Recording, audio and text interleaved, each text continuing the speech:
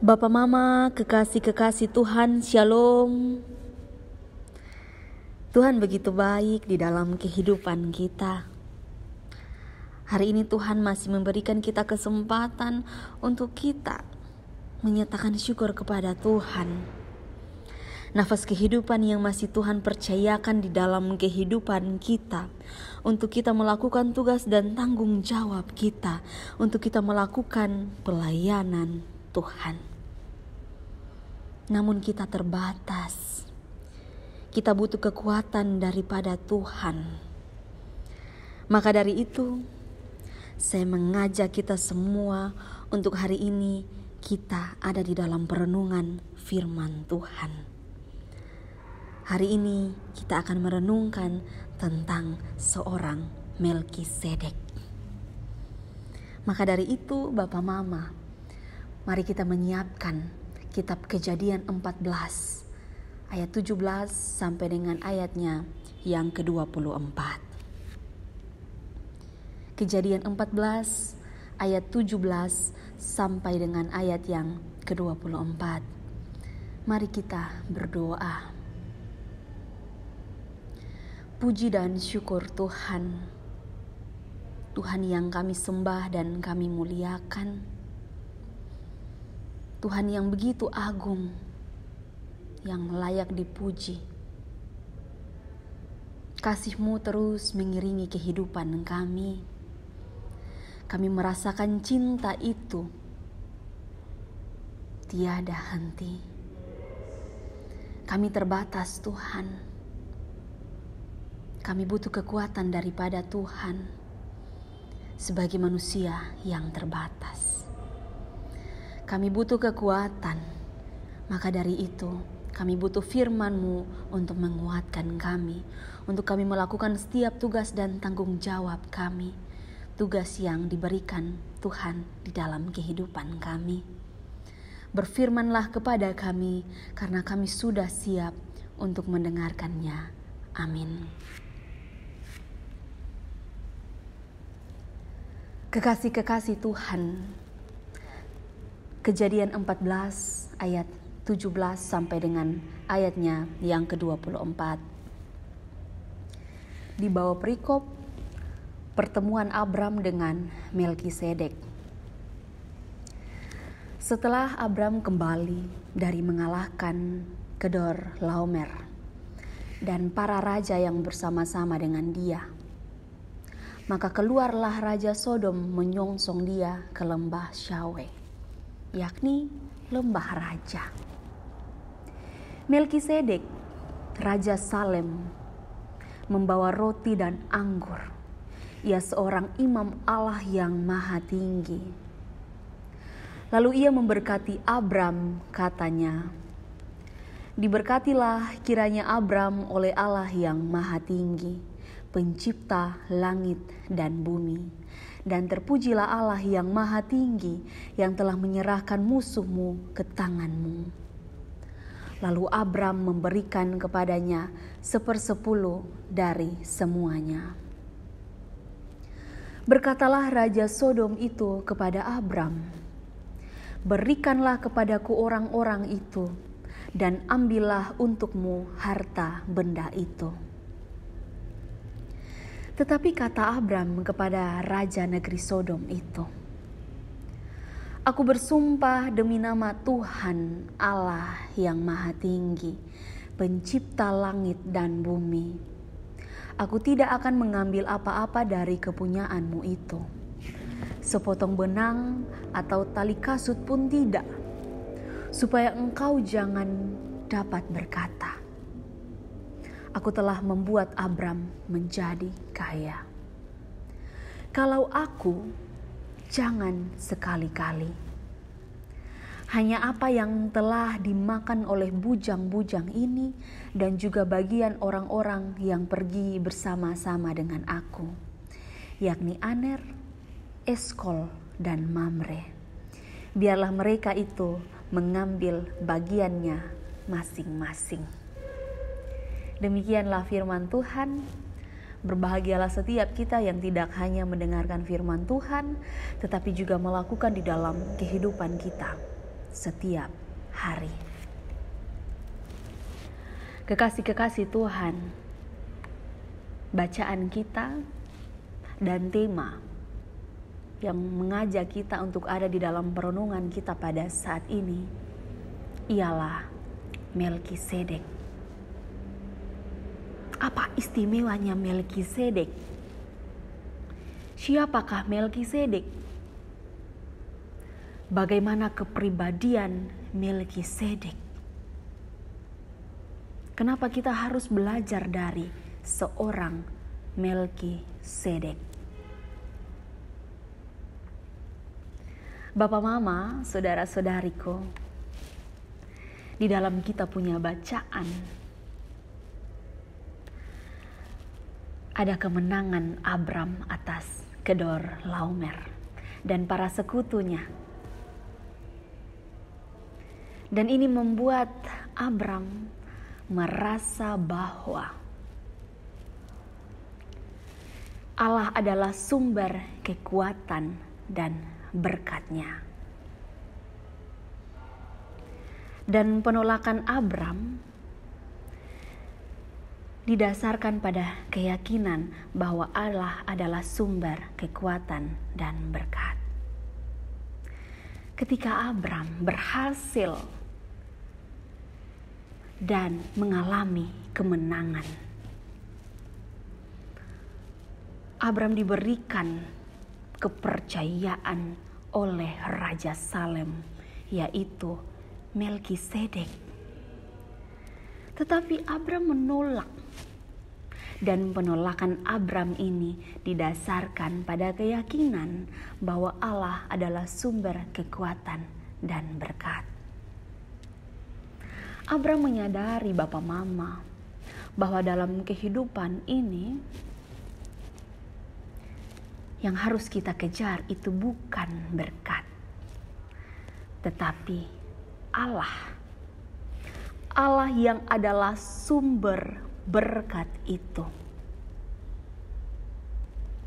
Itulah sebabnya ia menyambut berkat yang diberikan oleh Melkisedek dan menolak pemberian Raja Sodom. Raja Salem ini juga dikenal dengan sebutan Melkisedek. Selain sebagai raja, Salem juga berperang sebagai imam Allah yang maha tinggi. Bapak Mama, coba kita bayangkan jabatan seorang imam dalam keagamaan itu seperti apa. Itu jabatan yang besar, tanggung jawab yang besar. Dan Melkisedek memiliki jabatan ini, jabatan sebagai seorang imam. Roti dan anggur yang dibawa oleh Melkisedek memperlihatkan adanya kaitan dengan ritus keagamaan. Jadi kalau misalnya Melkisedek di dalam cara-cara beribadahnya itu pasti berkaitan dengan bagaimana dia menyembah Allah. Dia membawa roti dan anggur. Jadi apa yang dibawa dan didoakan oleh Melkisedek ini seakan-akan menegaskan janji berkat Tuhan kepada Abram. Jadi kira-kira siapa Melkisedek? Melkisedek ini, Bapak Mama, dia cukup misterius. Kalau saya mencari siapa itu Melkisedek, ada tradisi yang menyebutkan Melkisedek ini sebagai wujud malaikat Tuhan. Wow, wujud malaikat Tuhan. Berarti Melkisedek ini punya cara hidup yang datang daripada Tuhan. Dan apakah Abram mengenal Melkisedek? Sama sekali tidak, Bapak Mama. Abram hanya bersyukur bahwa berkat dan doa Melkisedek membuatnya sadar bahwa Tuhan memberinya kemenangan. Bahkan perpuluhan yang diberikan Abram ini merupakan ekspresi iman atas doa Melkisedek. Melkisedek kehidupannya membawa berkat. Dia mendoakan Abram, dan Abram memberikan perpuluhan kepada Melkisedek. Berkat Tuhan ini dapat hadir dalam berbagai cara. Bahkan kehidupan orang-orang di sekitar kita kadang menjadi sarana pemeliharaan dan perlindungan Tuhan atas kehidupan kita. Tapi Bapak Mama, yang menariknya untuk menyembah Allah dan mempersembahkan syukur kepada Allah di dalam bacaan kita,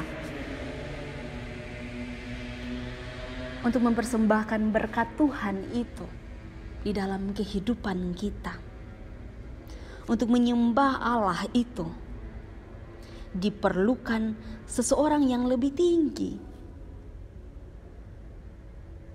daripada Abraham, seorang perantara yang disebut Raja Damai, Raja Salem, seorang yang tidak memiliki awal dan akhir, yang tidak akan mati dan tidak akan tergantikan. Ia memberkati Abraham dan menerima persembahan persepuluhan dari Abraham. Namun dalam kitab Ibrani dicatat bahwa walaupun Melkisedek sedemikian besar sebagai seorang imam, ia tidak mempersembahkan korban dirinya sendiri kepada Allah Bapa. Karena itu, ia bukanlah juru selamat bagi Abraham dan siapapun. Artinya apa? Bukan Melkisedek yang menjadi peran utama di dalam kehidupan Abraham, tetapi Yesus Kristus jauh lebih besar dari imam besar itu,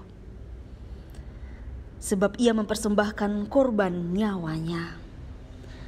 Tetapi kemudian kita dapat melihat bahwa Melkisedek ini, ia adalah pekerjaan tangan Tuhan. Ia menjadi perantara bagi Abraham dan Allah, sebagaimana Allah menyediakan Melkisedek sebagai perantara. Maka bagi kita ada Kristus. Bagaimana kita belajar dari seorang Melkisedek? Walaupun kita berada di posisi yang kemudian jauh lebih besar dari orang-orang di sekitar kita, kita punya posisi di dalam kehidupan rumah tangga kita, di dalam kehidupan pekerjaan kita, ataupun di tengah-tengah masyarakat. Kita mau merendahkan diri atau tidak? Atau kita menjadi perantara Allah atau tidak? Dan pertanyaannya, apakah kita benar-benar mau mempersembahkan diri kita untuk menjadi perantara? Supaya nama Tuhan dipuji dan dipermuliakan. Hari ini Allah memberikan kita kesempatan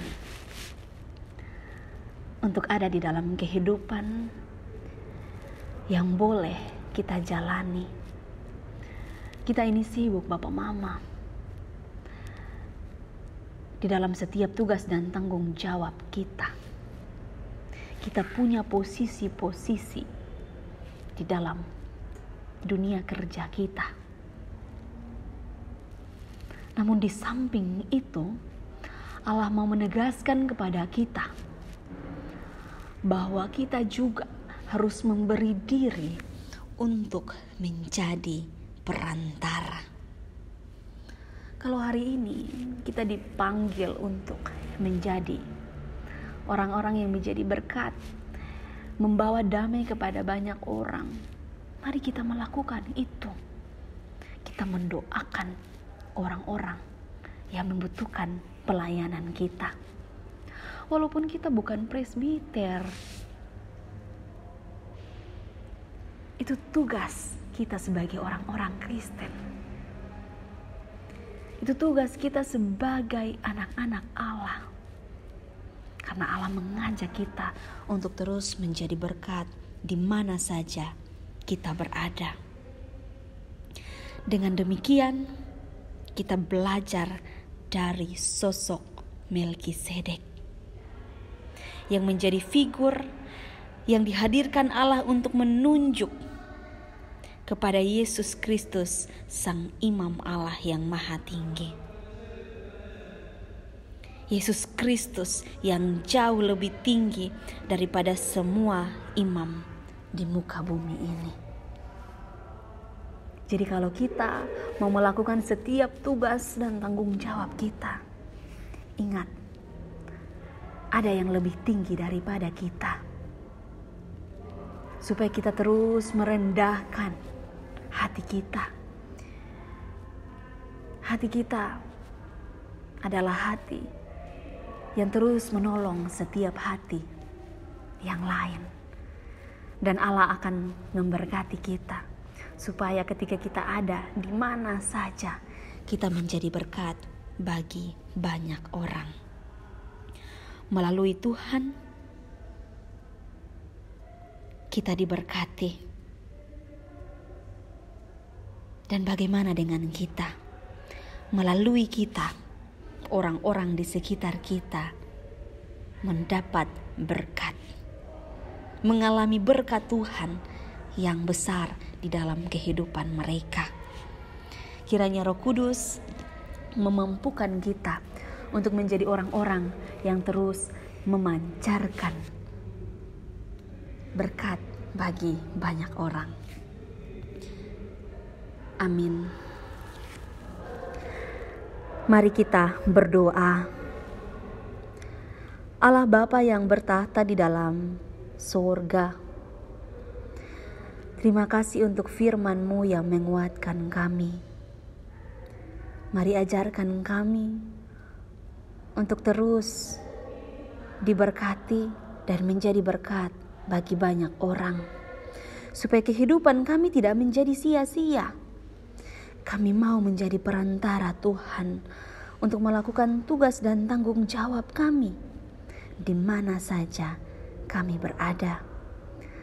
Mari memberkati hidup kami ya Bapa, di dalam setiap tugas dan tanggung jawab kami. Maka dari itu kami meminta berkat daripada Tuhan. Anugerah Tuhan Yesus Kristus, pengasihan Allah Bapa di dalam persekutuan dengan Roh-Nya yang kudus, memberkati dan menyertai kita semua, mulai dari sekarang sampai selama-lamanya. Amin.